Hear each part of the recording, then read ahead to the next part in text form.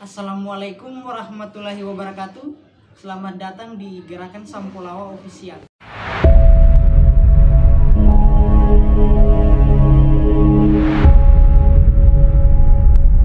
Kan di wilayah ini tidak ada pertahanan, jadi enak saja orang melintas. Padahal di sini pertahanan yang kuat. Begitu itu lawan melintas Belanda, kemudian juga Tobelo, disergap tiba-tiba.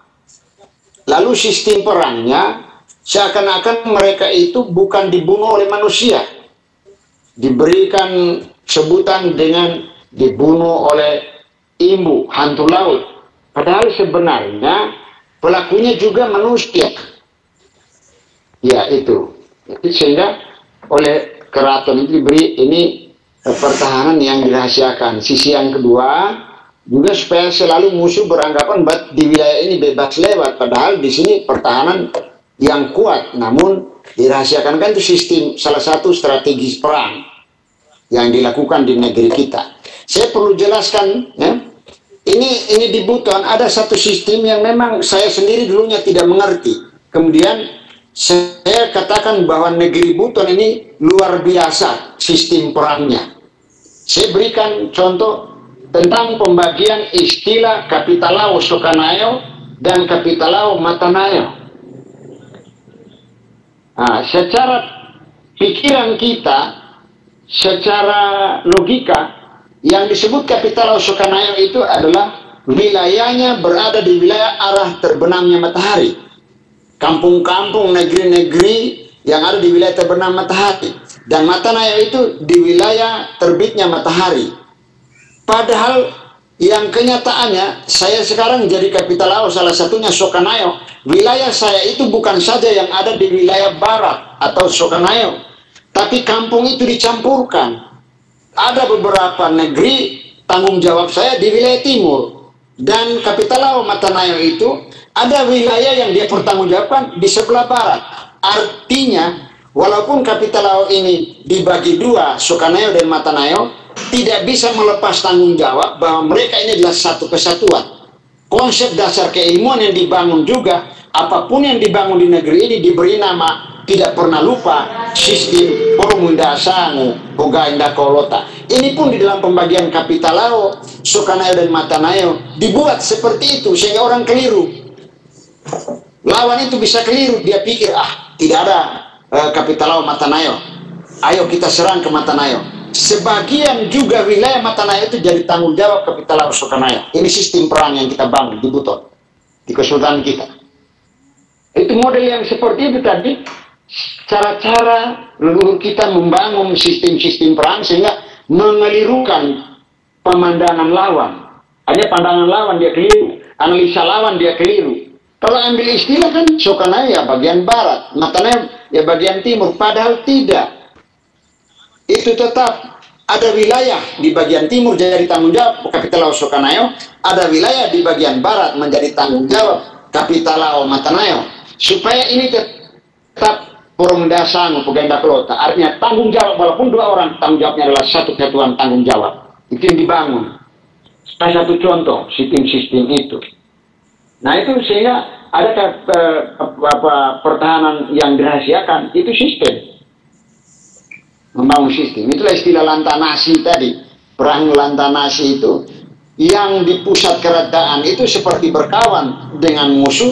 Begitu keluar dari wilayah kerajaan, kesultanan, ditanya di luar, iya, dihabisi di luar. Jadi kalau ditanya di kesultanan, kami tidak tahu.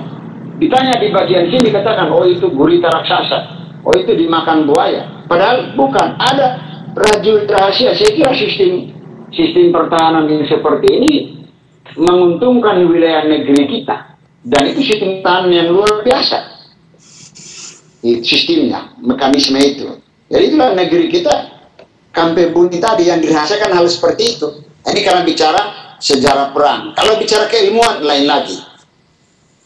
Kalau bicara keilmuan, negeri kita juga punya bagian-bagian keilmuan dan itu masih berlaku contoh-contoh keilmuan untuk mempertahankan diri dengan menutup negeri. Dan itu banyak keilmuan. Di dalam suatu peristiwa mereka tidak perlu berperang, mereka berkumpul. Kemudian dengan kekuatan image doa mereka, dengan kekuatan kebatinan mereka, mereka sanggup melindungi negerinya dengan kekuatan batin. Itu sebenarnya yang ada. Jadi ada hal-hal yang dirahasiakan sebenarnya tidak dengan peluru nyata, tapi ada peluru batin. Sehingga di negeri ini dulu pada usia saya seperti ini, masa kanak-kanak, itu sangat hati-hati kita. Kenapa? Karena orang tua, paman-paman kita itu sering menguji ilmu, melakukan uji ilmu, berdekatan adik dan kakak, saling menguji ilmu. Jadi mereka berperang, tetapi bukan peluru yang nyata. Jadi kalau kita sedang lewat pada saat mereka sedang bermain-main, kita yang kena di antara kedua orang. Itu ada keilmuan seperti itu. Itu bagian yang ada di negeri ini. Saya tidak tahu di negeri lain, tapi ilmu seperti itu ada dimiliki di Sampulawa. Masih banyak di negeri ini, sekarang sudah tidak lagi. Tapi yang kita riki, membakar rokoknya dengan api di seberang samudera, bagian dari keilmuan. Tapi yang ini kita bahas bukan bagian dari keilmu kebatinan, adalah bagian dari strategi kenyataan dalam sistem perang, sehingga mendapat julukan nama Kota Kampebuni atau sebagai Sandirna Badia. Kalau mau tanyakan baju keris banyak. Dulu masih ada baju di sini.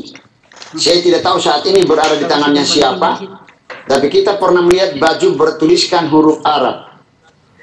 Dengan baju seperti itu, dalam riwayatnya, ya baju itu dari kain, tetapi jika kena tombak dia menjadi besi. Artinya tombak tidak mampu menembus baju yang dari kain. Apa? Moderator? Masuk moderator. Coba saya tambahkan sedikit tadi penjelasannya Ode. Mampukah saya mengatakan bahwa pada zaman Sampulawa itu memiliki yang di istilah sekarang itu memiliki seperti pasukan siluman sampai bisa membunuh musuh. Iya, bisa. Musuh Bisa. Bahwa tanpa diketahui siluman. Ya. Apa pelakunya? Ya. Oh, terima kasih. Bisa memang pasukan siluman itu ada dulu. Terima kasih. Oke, pasukan siluman itu yang salah satu di dalamnya itulah bahasa sebenarnya itu pasukan siluman, tapi ada dia kesannya. Agak jelek kesannya kalau kita katakan pasukan siluman itu yang dipakai. Karena agak jelek kesannya, jadi silakan karena sudah disebut, Sudin sudah sebut, ya sebenarnya itu. Dan itu yang banyak pasukan siluman.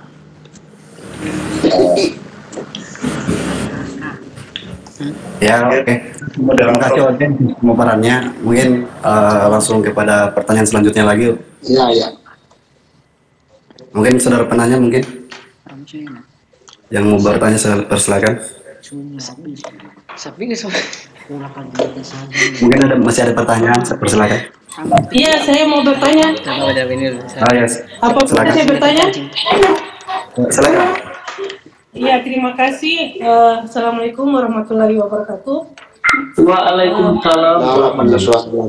Iya, assalamualaikum warahmatullahi wabarakatuh. Saya Lala dari Kaubua. Waalaikumsalam, Lala. Ya, silakan. Ya, mungkin ada sebagian di sini yang mengenal saya sebagai admin di grup Forum Mulia Sintai dan Sejarah Kebudayaan dan Kesultanan Buton. Tadi mungkin sebelum saya bertanya, saya mau menanggapi dulu tentang penanya tadi yang mengatakan bahwa Kesultanan itu tidak membahas tentang Sampulawa. Mungkin yang bertanya tadi itu kurang membaca, kemudian kurang mencari informasi tentang Sampulawa. Karena menurut saya, selama saya menjadi admin di Forum Mulia Sintai dan sejarah kesultanan, kebudayaan dan kesultanan Buton, banyak sekali membahas tentang sejarah Sampulawa. Bahkan saya sendiri banyak mencari itu tentang sejarah Sampulawa sampai saya masuk di lingkungan Sampulawa itu di 2007 untuk penelitian, 2006, 2007, 2008 untuk penelitian tentang bagaimana Sampulawa itu. Dan jujur sekali, seperti yang dikatakan oleh pemateri de Alirman tentang kenapa sampai Sampulawa itu dikatakan Kampe Buni atau rahasia, karena memang banyak rahasia yang terdapat di dalamnya. Dan saya menariknya juga dari pernyataan dari Ode tentang ada Kapitalau Matanayo dan Kapitalau Sukanayo yang memegang barat dan timur, begitu juga sebelahnya barat dan timur. Itu menarik sekali karena menurut saya strategi politik yang terjadi di Matanayo dan Sukanayo. Strategi politik yang terjadi di Kesultanan Buton saat itu adalah strategi politik sarang laba-laba. Kenapa saya bilang strategi politik sarang laba-laba? Antara Sukanayo dan Matanayo itu dia punya pegang kendali. Kemudian dari Matano Sorumba ada Matano Sorumba 8 Dewa, kemudian Mawabula, kemudian yang sekarang Mawasangka itu di bagian Mawasangka, kemudian ada juga di Wawonili, itu modelnya juga seperti sarang laba-laba. Kemudian ada Matano Sorumba luar itu Kaledupa, dan Matano Sorumba dalam itu adalah di wilayah itu saling mengikat satu sama lain, dan disitulah kekuatan dari Kesultanan Buton yang sebenarnya. Jadi saya di sini menanggapi dulu sebelum saya bertanya. Memang luar biasa, dan saya rasa sejak pertama sekali saya belajar tentang Buton itu adalah sejarah tentang Sampulawa, di mana pertama kali masuknya Islam itu adalah di Sampulawa. Itu bukan disembunyikan oleh kesultanan, tapi sultanan itu mengakui, dan itu fakta sejarah mengakui bahwa Islam pertama masuk itu di Sampulawa, dan itu fakta sejarah. Dan saya menarik dengan pertanyaan dari Bang Sudin tadi tentang kenapa disebut Sampulawa itu disebut sebagai Matano Sorumba, dan sampai hari ini memang tidak keluar itu Kampe Buni, karena sampai sekarang itu tidak keluar itu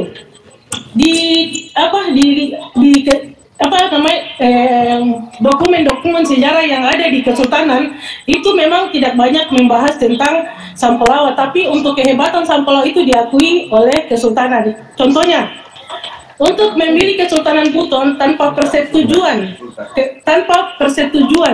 dari Lakina Sampulawa itu tidak akan terjadi.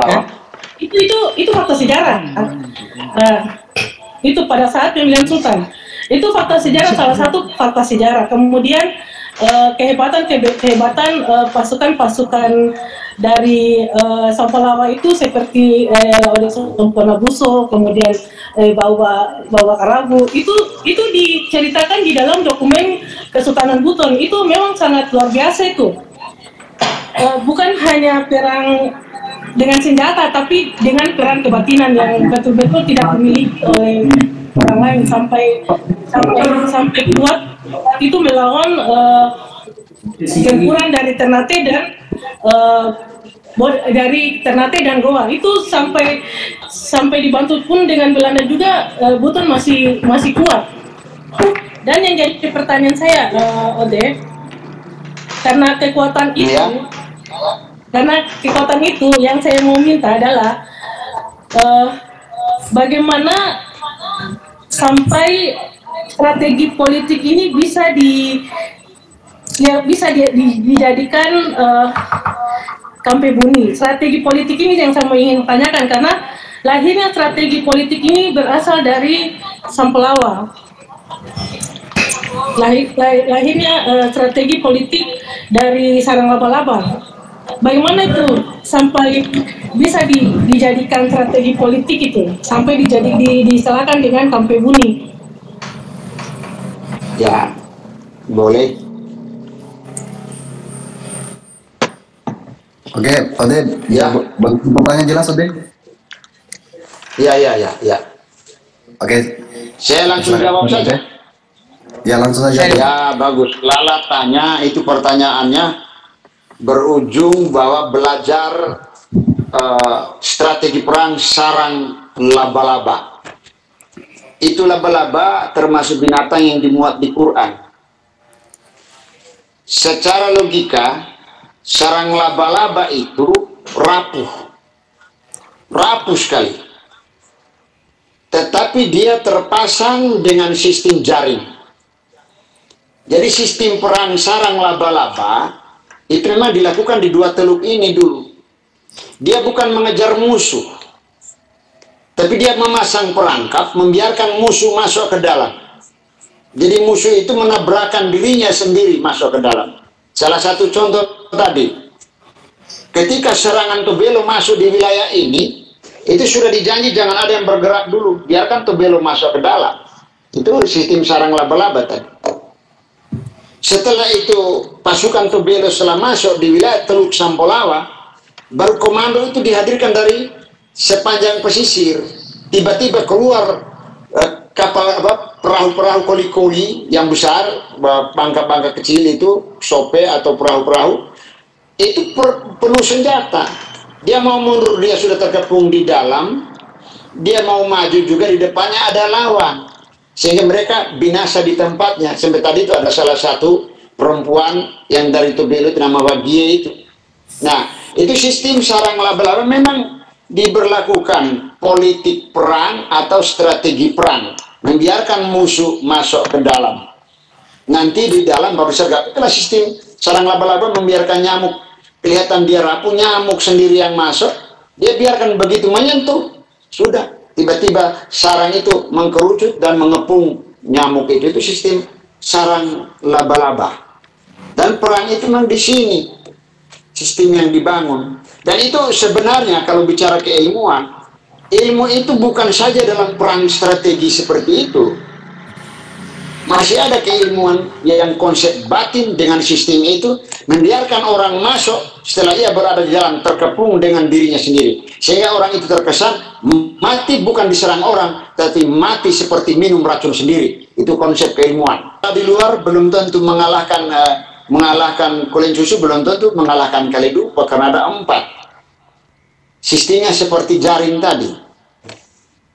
Nah, itulah jawabannya.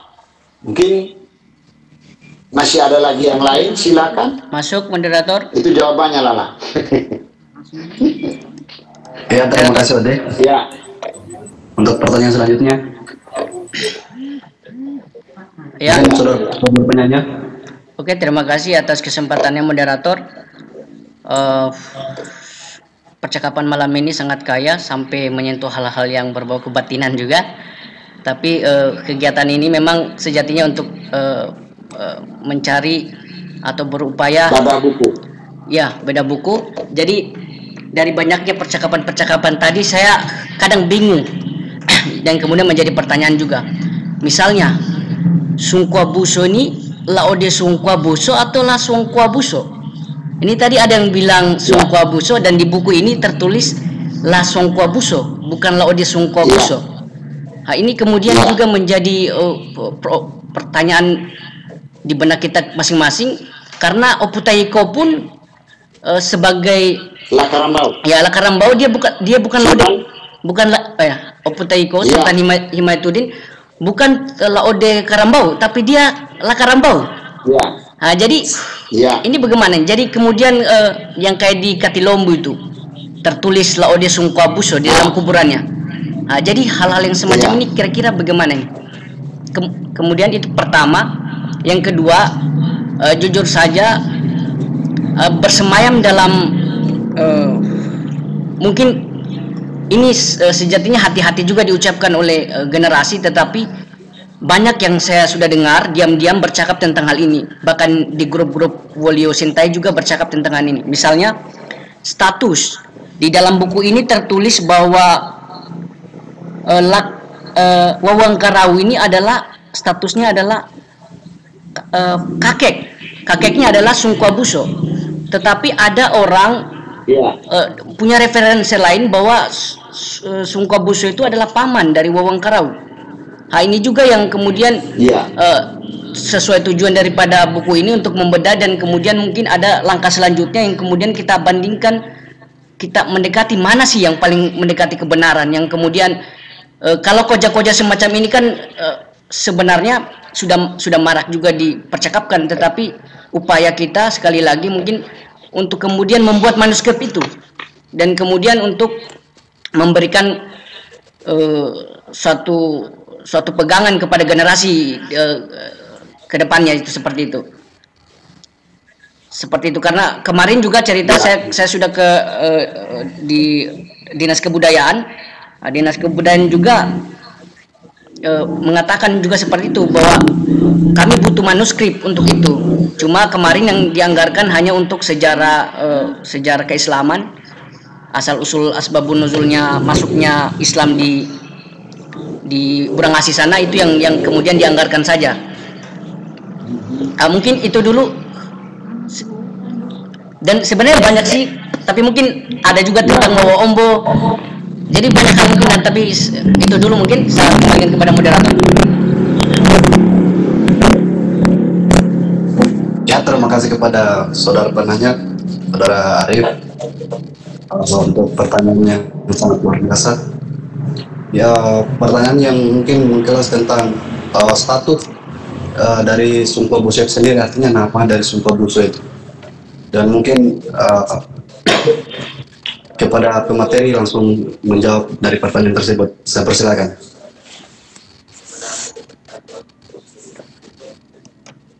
Jadi begini, ya saya langsung saja.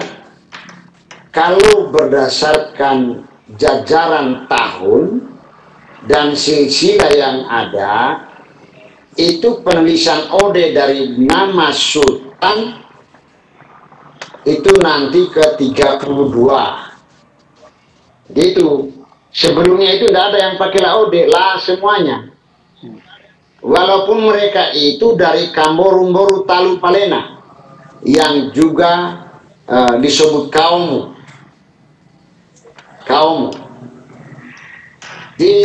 di kesultanan kita ini. Itu diatur sebenarnya antara kaum Walaka itu asalnya satu keturunan, tetapi kemudian dibagi, ada yang mengurusi bagian legislatif dan ada yang eksekutif. Tapi simbol negeri kita di dalam membagi itu sebenarnya dengan simbol anak, bapak, dan ibu. Yang jadi bapak itu Walaka, itu disebut bapak Manama. Nah, terus yang jadi anak itu yang disebut kaum, itu eksekutif. Sekarang siapa ibunya? Ibunya itu yang disebut Maradika. Maradika itu ibu. Jadi kita itu kaum Walaka dan Maradika itu ibu. Maradika itu yang berkebun, yang bertani, yang menghidupi negeri ini. Ya, itu sebenarnya. Kemudian persoalan Sumpah Buso itu memang ada berbagai silsilah. Yang saya dapat silsilahnya, Sumpah Buso melahirlah Sumpah Buso dia. Belum ada nama Laode karena zamannya zaman Noputala Karambau. Dapat dari silsilah yang ada sama kita, Manggahuna. Manggahuna ini kemudian punya anak, salah satu anaknya bernama Pasombala. Itu yang kita dapat. Adapun ada yang punya silsilah lain, mungkin penulisnya banyak. Ya, karena saya terus terang pernah mendapat sebuah silsilah yang ditulis seseorang yang besar juga namanya dalam penulis silsilah.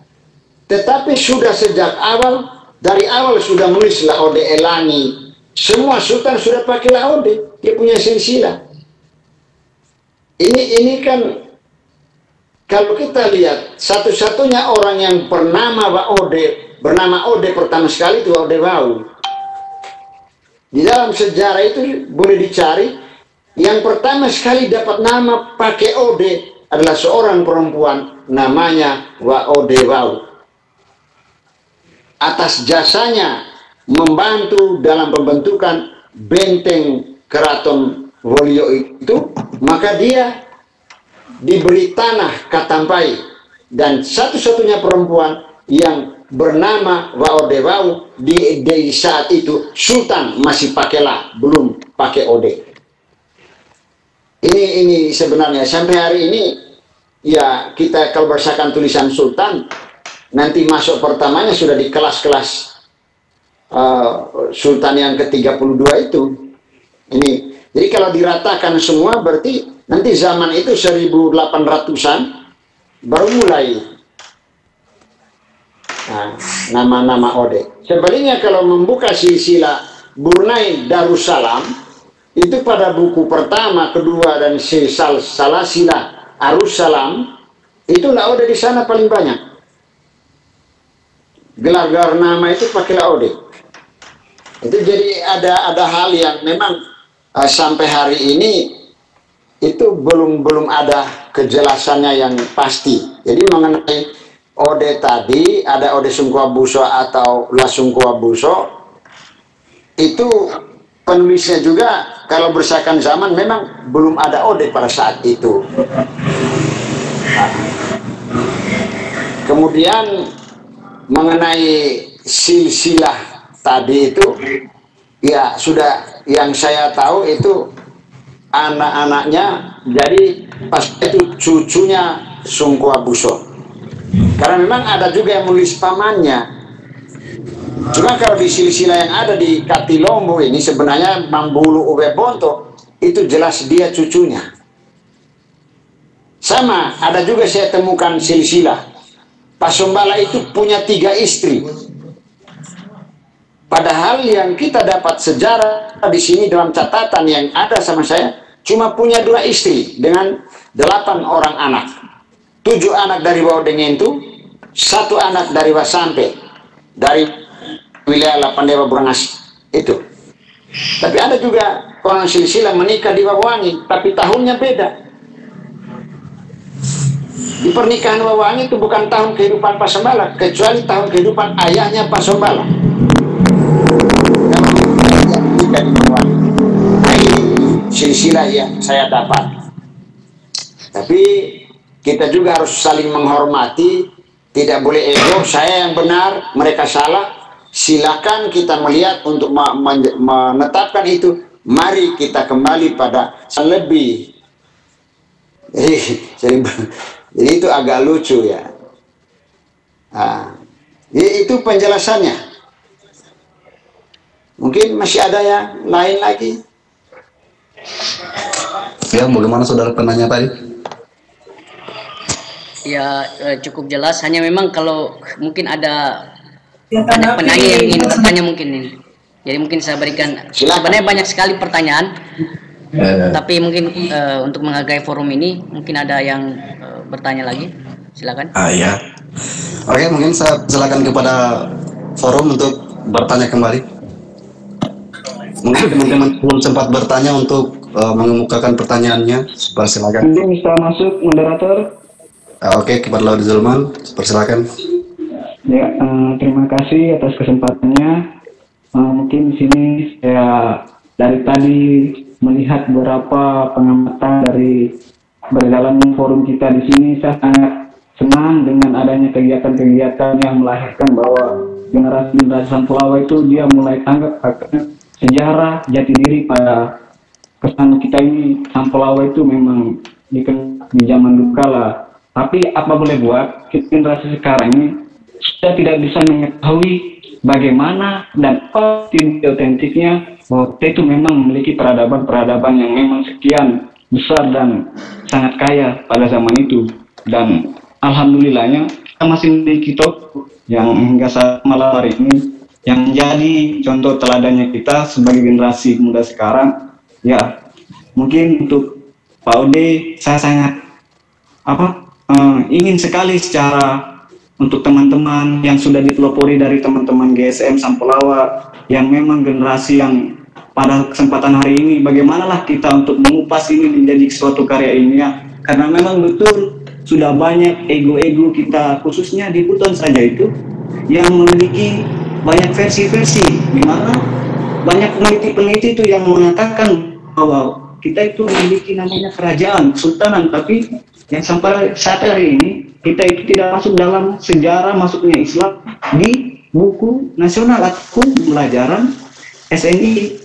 Kenapa itu yang terjadi? Karena memang apa-apa yang kita sudah ketahui pada saat ini, ya salah satunya seperti tadi, bukti dokumen yang sudah dilahirkan, contohnya seperti Arah Sampolawa ini, melalui gerakan dari teman-teman GSM ini, setidaknya tadi itu sudah ada kegiatan yang sudah coba dilahirkan dari Dinas Kebudayaan yang melalui beberapa kegiatan yang memang dari teman-teman GSM sudah banyak juga komunikasi bagaimana kira-kiranya kita coba mengangkat kembali dari tema-tema yang ada ini.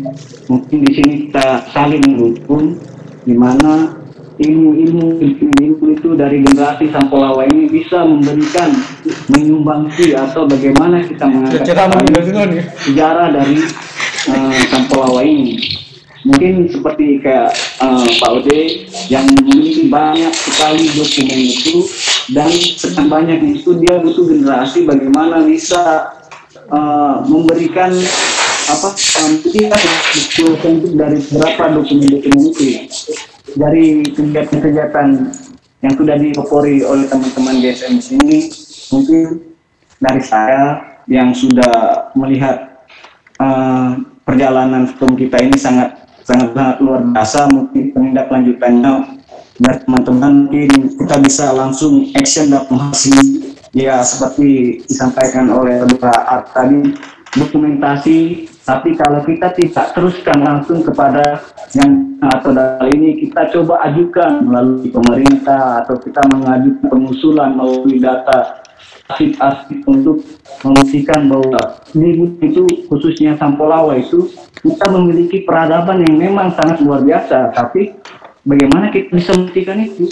Nah, salah satunya melalui suatu karyanya ataupun seminar yang bertingkat, apakah tingkat nasional atau internasional, karena memang budaya kita ini sangat kaya. Tapi bagaimana kita melahirkan itu? Ya disiplin ilmu tadi, kita saling mengerti. Di situ ada gayawannya, ada arkeologinya, ada sejarawannya, ada ahli-ahli lainnya yang disebut pada kegiatan-kegiatan yang sudah dilakukan oleh teman-teman GSM ini. Mungkin di sini pertanyaan saya mungkin tidak ada, tapi di sini saya sangat bangga dengan kegiatan yang sudah dilakukan oleh GSM, dan saya salah satu kalian dari kayak teman-teman Pak Arif tadi kan yang sudah sempat langsung bagaimana untuk gerakan cepatnya dalam GSM itu sudah melakukan, tapi kok tidak ada lanjutannya dari pemerintah. Itu salah satu bukti bahwa generasi Sampolawa itu dia tidaknya sebatas kita adakan seminar ini, tapi bagaimana mencoba untuk melegalisasikan bahwa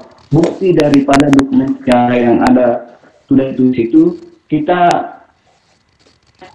lanjutkan. Apakah kita akan melakukan riset, dalam hal ini kita lakukan pengajuan proposal menuju kepada Litbang, kepada Selatan, karena terus terang ide-ide ataupun kegiatan ilmiah seperti ini belum ada, khususnya untuk di Buton Selatan itu yang memiliki pelopor teman-teman gerakan Sampolawa dari ini.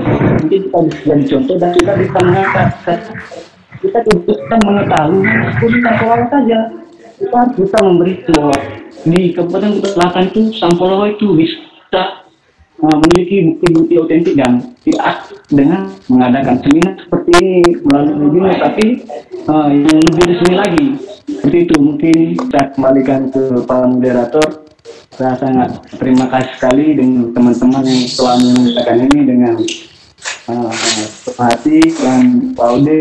Mungkin dari banyaknya dokumen-dokumen itu, mungkin kami sebagai generasi ini masih banyak sekali pertanyaan yang bisa kita jadikan kolaborasi, bagaimana kita bisa mengangkat memang Sampolawa ini dari sisi ilmiahnya, sehingga kita bisa melahirkan suatu fakta yang memang berkarakter tentang ilmiah, sehingga banyak hal yang sejarah yang tadi itu hanya sebatas saya mengetahui, tapi ada dokumen resminya.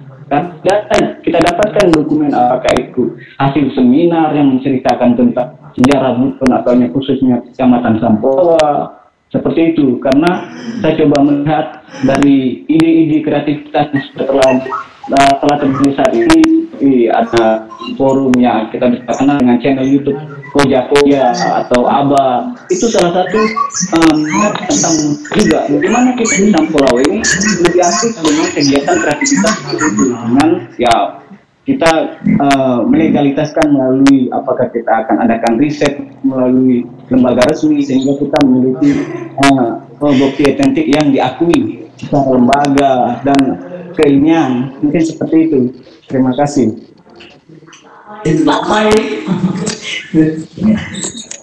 Oke, terima kasih atas tanggapan dari Saudara Zulman tadi. Artinya semoga dari webinar ini bisa menjadi batu loncatan kita untuk benar-benar menyaksikan atau membukukan atau tidak memiliki identitas yang sebenarnya. Artinya bukan hanya sekedar puja-puja saja, tetapi legalnya itu ada. Artinya seperti itu. Jadi untuk lanjut kepada pembahasan, saya persilakan lagi kepada sesi pertanyaan selanjutnya. Mungkin masih ada yang bertanya?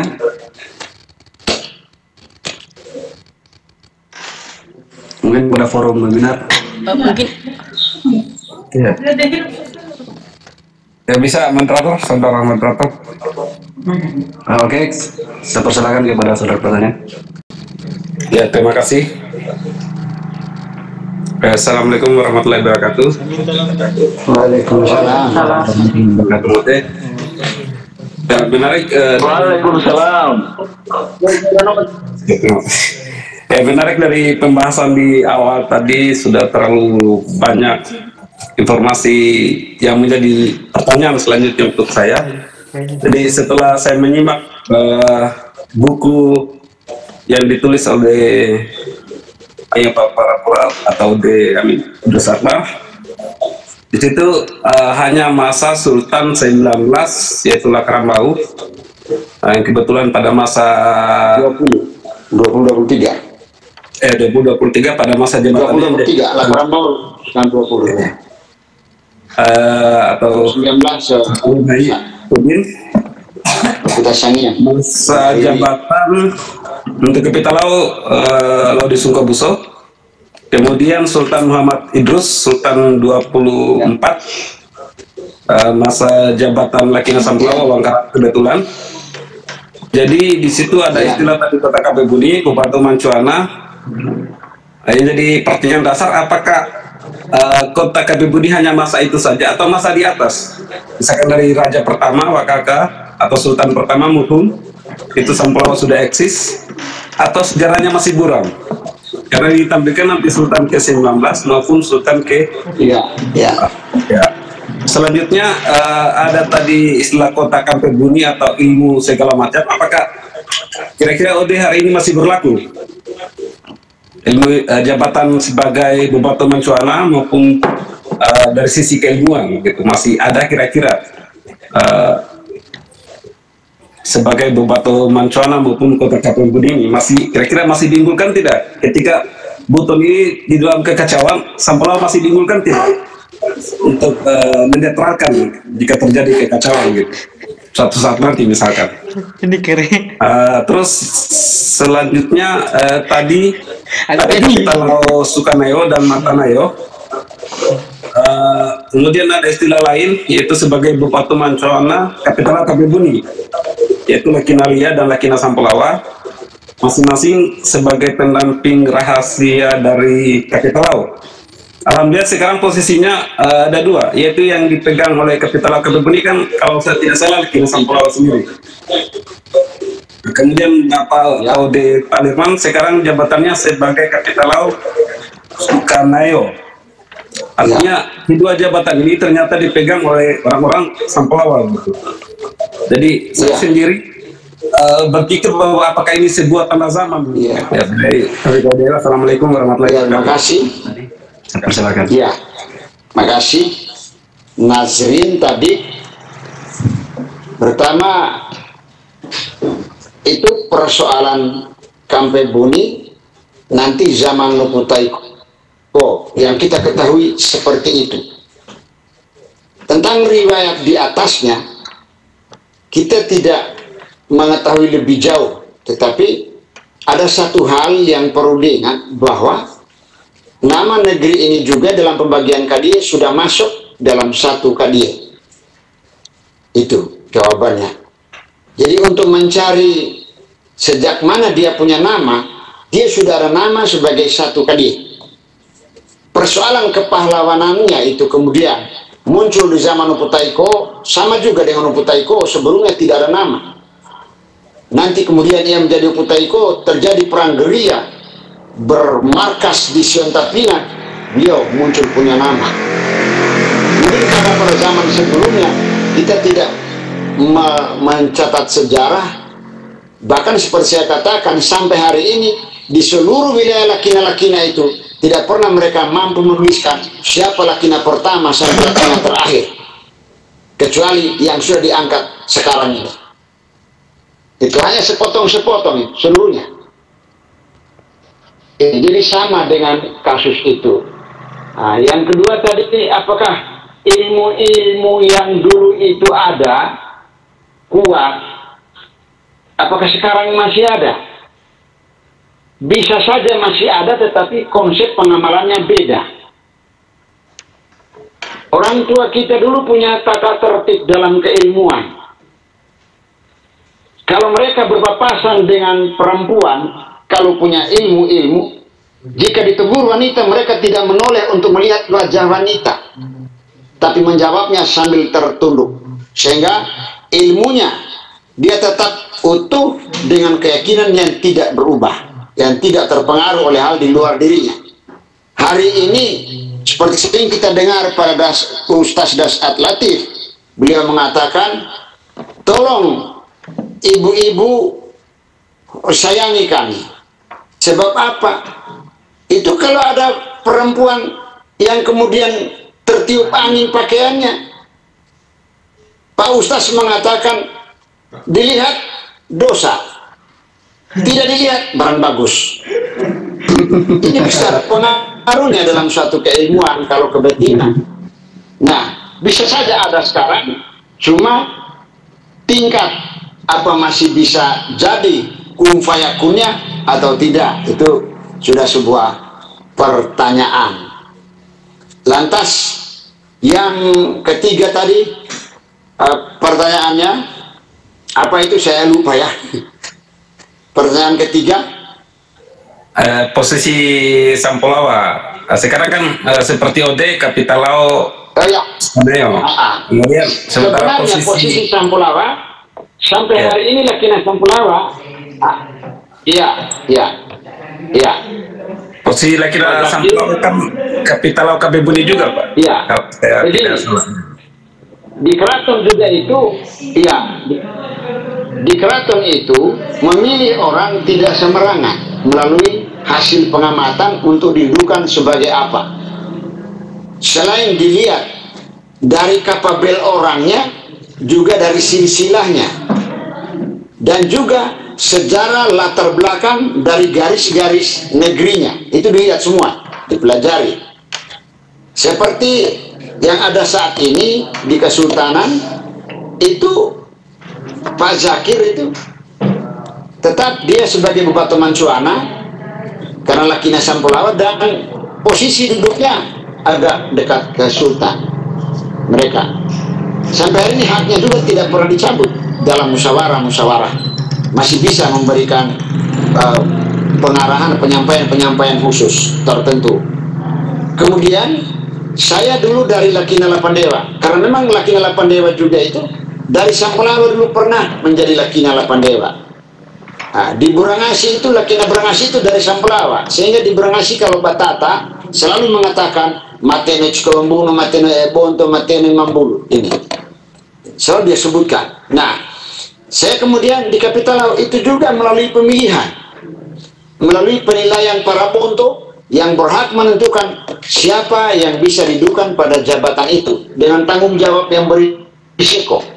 Ada tanggung jawab di Kapitalao seperti kami, jika menyelesaikan masalah di daerah tidak dapat diselesaikan, jangan pulang ke keraton. Pulang berarti jabatan dicabut. Karena ternyata dengan jabatan yang kita miliki tidak mampu kita menyelesaikan masalah. Dan itu berlaku sampai hari ini. Makanya kita berisiko ketika menemukan suatu permasalahan di Kadie dan kita tidak bisa selesaikan. Itu tetap. itu masih membuktikan bahwa memang kondisi Sampulawa, nama Sampulawa itu masih tetap dihormati di keraton. Cuma seperti itu, hanya karena tidak diuber-uber, kemudian ya biasanya terus masuk di FB, terus dibunyikan Sampulawa, gundang-gundang sudah seluruhnya mengetahui Sampulawa seperti itu. Keraton Buton ini mempunyai sistem yang luar biasa. Salah satu ketentuan sultan, hanya negeri kita, seorang sultan jika dimajukan tidak boleh dibuka aibnya. Itu aturannya. Kemudian seorang sultan tidak ada istilah putra mahkota, tetapi dipilih oleh Sara Siolimbona. Dan juga tidak punya batas waktu.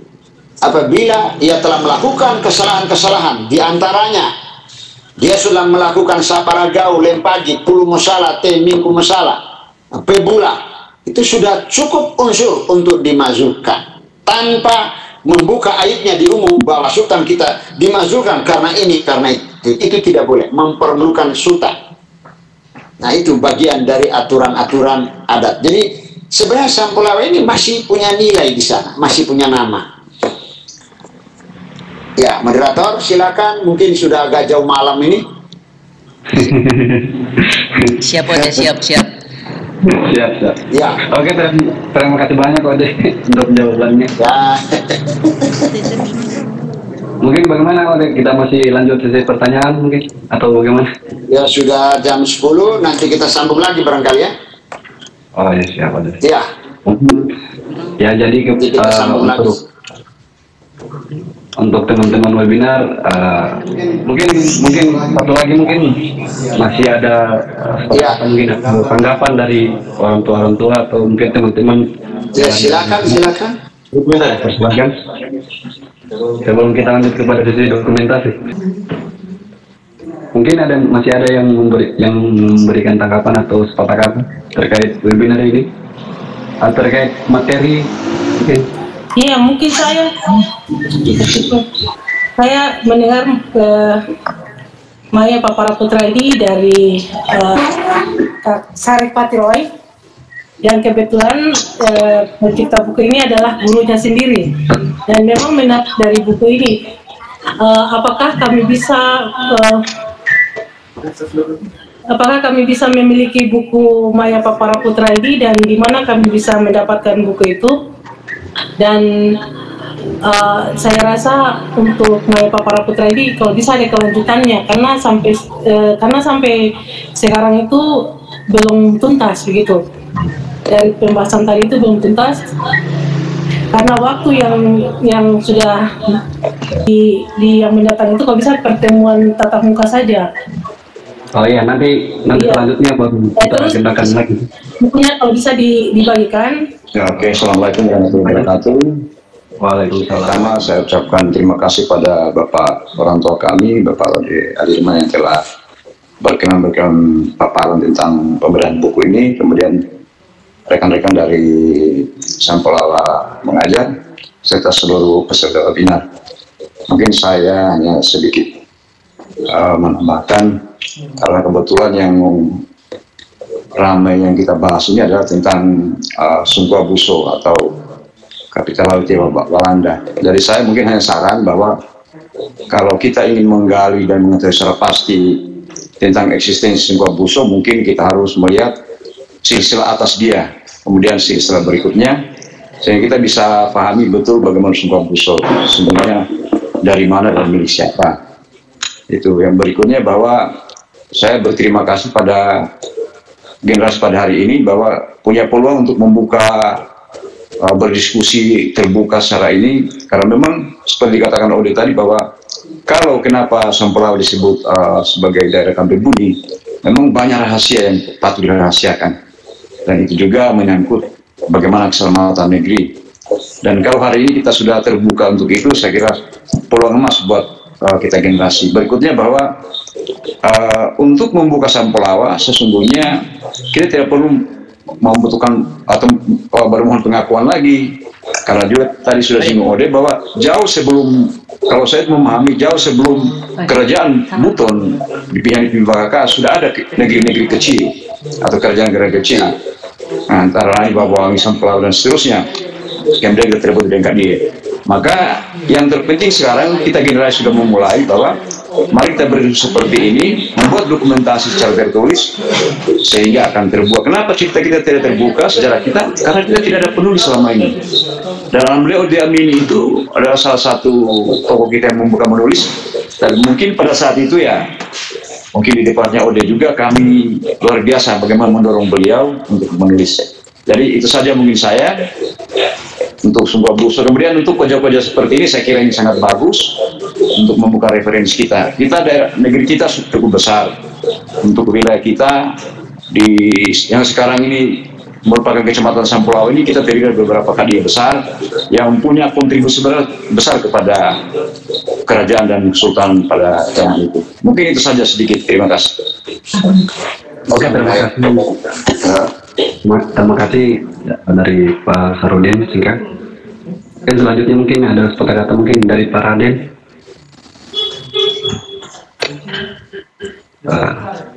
Mungkin mic-nya mungkin Pak Raden tidak aktif. Mungkin kalau ada Raden suara tidak ada suara.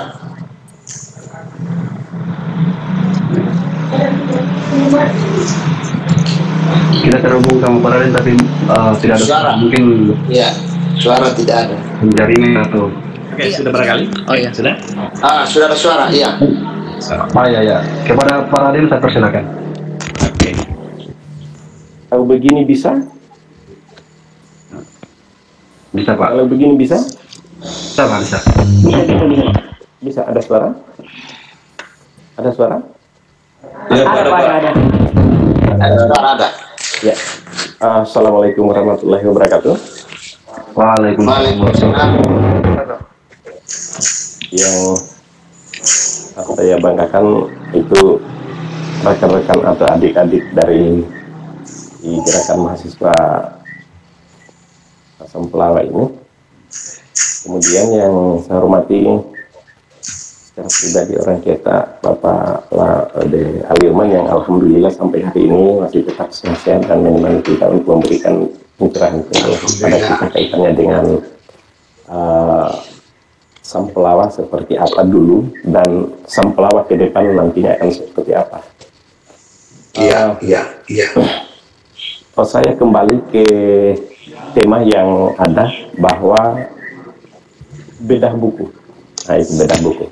Nah, ketika kita berbicara tentang bedah buku, sangat identik dengan sebuah persoalan yang ada pada berbagai macam materi yang ada pada sebuah buku, bahwa boleh jadi mungkin direvisi mungkin ada yang harus ditambahkan atau diperbaharui barangkali.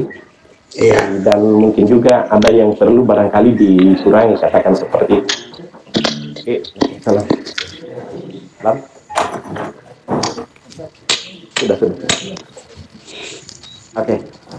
Kemudian kaitannya dengan hal tersebut itu, maka saya kembali masuk kepada sebuah materi yang sudah dibahas, sudah dikupas tadi, sudah dijelaskan semua tadi, bahwa Sampelawa sebagai pangkalan perang dan kampung atau kota Kampibuni. Jadi ada dua itu yang saya garis bawahi, bahwa kalau kita berbicara dengan Sampelawa sebagai pangkalan perang dan Sampelawa sebagai kota Kampibuni, itu menurut saya bahwa daerah Sampelawa atau wilayah Sampelawa ini itu adalah sebuah daerah yang mampu menyelamatkan seseorang atau seorang kepala atau sebutlah sultan, bahwa ketika sultan itu dia akan terdesak dengan adanya sebuah serangan atau ancaman, maka pelariannya satu-satunya yang bisa menyelamatkan adalah larinya di Sampelawa. Saya memahami seperti itu. Nah, kemudian yang akan menjadi persoalan untuk harus kita ketahui semua, bahwa kita pahami bahwa Halo. Halo. Halo, bisa didengar? Bisa dengar? Bisa dengar, Pak? Bisa Pak, bisa lanjut. Ya. Terus. Oke, kemudian kita pahami bahwa Sultan yang disebut dengan Sultan Lakarambau ini pada saat serangan dengan tiba-tiba di saat subuh sampai menelan korban Kapitalau yang disebut dengan Laut Sangkobuto itu karena adanya serangan mendadak dengan tiba-tiba. Lalu kemudian dalam perkembangannya Sultan itu adalah dia memilih bergerilya di Gunung Seontapina. Seontapina. Yang menjadi persoalan yang sangat mendasar untuk harus kita jawab semua, sehingga dalam pembedahan buku ini mungkin perlu dimuat bahwa apa kira-kira yang menjadi alasan mendasar Sultan Lakarambau pada saat itu sehingga dia memilih untuk lebih menyelamatkan dirinya ke Gunung Seontapina dibanding dengan Sempelawa sebagai daerah kampi bumi yang konon dikatakan bahwa itu adalah daerah yang mampu menyelamatkan Sultan. Nah, itu seperti itu barangkali. Sehingga di dalam buku yang akan dibedah nanti itu tidak akan mengambang sebuah peristiwa bahwa kenapa tidak ke Sampelawa dan pilihan terakhirnya adalah ke Gunung Seontapina. Sehingga itu barangkali mungkin bisa diberikan pemahaman kepada kami, ya. Dan selanjutnya saya kembalikan kepada moderator. Oke, terima kasih. Mungkin langsung kepada pemateri. Iya, makasih Pak Raden. Jadi yang dimaksudkan Pak Raden itu penjelasan pada saat dia itu sebenarnya kalau kita bahas berdasarkan buku ini dan memang riwayat juga yang kita dapat, yang membuat Kapitalau Sangkobuso itu sebagaimana tugasnya dia jadi korban adalah untuk menyelamatkan Opu Taiko ini, Lakarambau ini. Dan salah satu disitulah terjadi berbagai riwayat. Ada yang mengatakan beliau itu ke Seontapina lewat Lambusango. Tapi ada juga yang mengatakan bahwa itulah bagian dari kenapa Kapitalau Tembana Walanda harus berkorban, karena dia memang lewat jalur Sampelawa untuk disembunyikan sehingga ketika diburu ambil posisi bagian barat, bagian jalur Kapuntori, itu tidak ditemukan di sana. Dia masuk lewat Sampelawa, baru kemudian langsung berangkat ke Seontapina. Seperti itu perjalanannya, Pak Raden.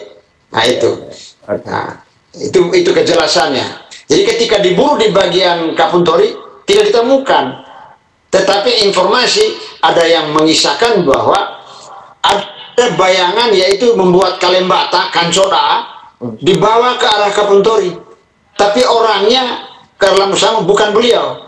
Beliau sendiri berlari ke arah, dibawa ke arah Sampelawa, terus mengambil arah kanan, arah timur dan masuk ke Seontapina. Itu jawabannya. Itulah dia punya riwayat kisahnya. Terima kasih. Terima kasih. Berarti siasat yang dibangun siasat yang dibangun itu adalah memperlihatkan sebuah bayangan yang seakan-akan bahwa yang ditandu ini adalah Sultan yang lari ke sana. Tapi lewat ke arah Kapuntori Lambusango. Ternyata dia ke Sampelawa. Membangun siasat untuk menuju menuju. Begitu kisah yang kita dengarkan. Terima kasih. Oke, terima kasih banyak. Terima kasih. Oke, terima kasih atas kesempatannya dari Pak Raden. Mungkin pertanyaan dari Pak Raden tadi sekaligus menjadi pertanyaan penutup untuk webinar malam ini. Selanjutnya mungkin langsung kita kepada agenda dokumentasi. Saya dipersilakan kepada seluruh penyelenggara webinar untuk mengaktifkan wajahnya.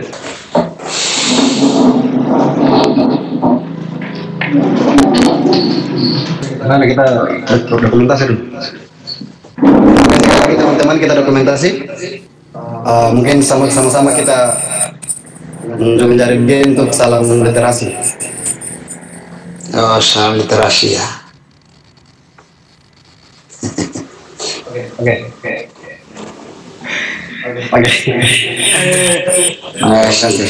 Iya. Oke, selamat malam. Assalamualaikum warahmatullahi wabarakatuh.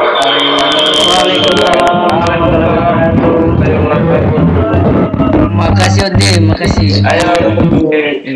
Makasih. Halo guys, untuk teman-teman yang masih di Zoom silakan ke Benteng Kopi, kita nikmati kopi sama-sama Benteng Kopi. Oke? Ada ayam di sini. Ada ayam ini. Oke. OTW. Ya, saudara.